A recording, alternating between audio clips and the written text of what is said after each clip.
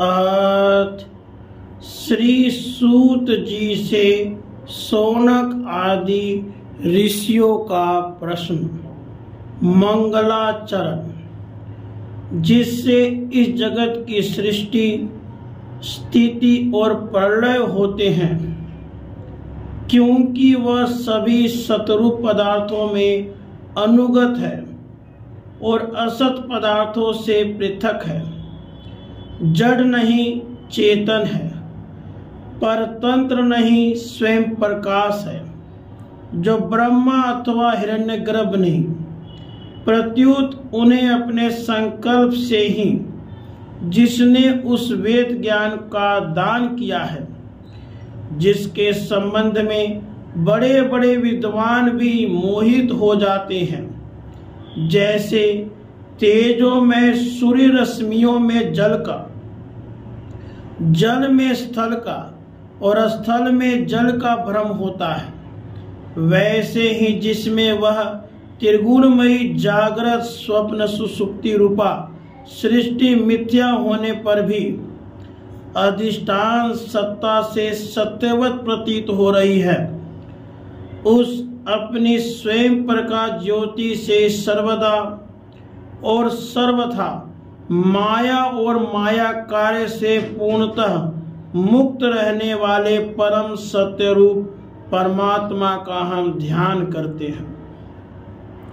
महामुनि व्यास देव जी के द्वारा निर्मित इस श्रीमद् भागवत पुराण में मोक्ष पर्यंत फल की कामना से रहित परम धर्म का निरूपण हुआ है।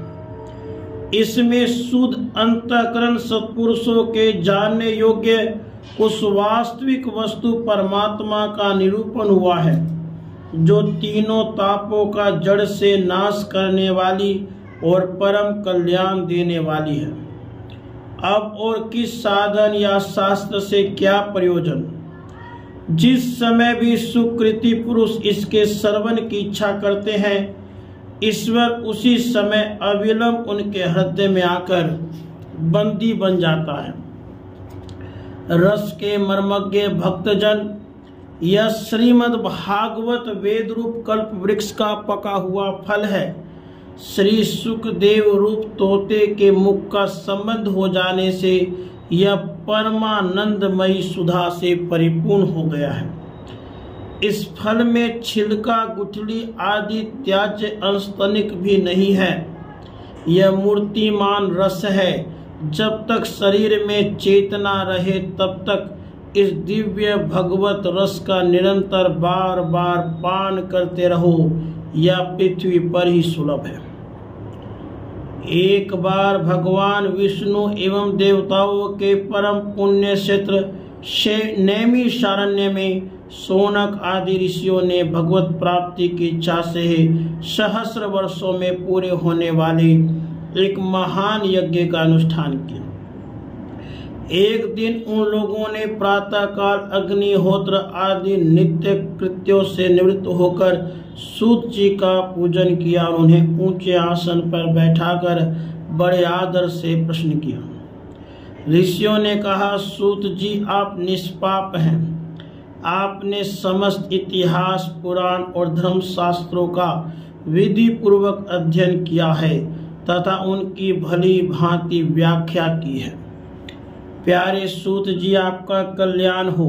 आप तो जानते ही हैं कि यदुवंशियों के रक्षक भक्तवत्सल भगवान श्री कृष्ण जी वसुदेव की धर्मपत्नी देवकी के गर्भ से क्या करने की इच्छा से अवतीर्ण हुए थे। हम उसे सुनना चाहते हैं।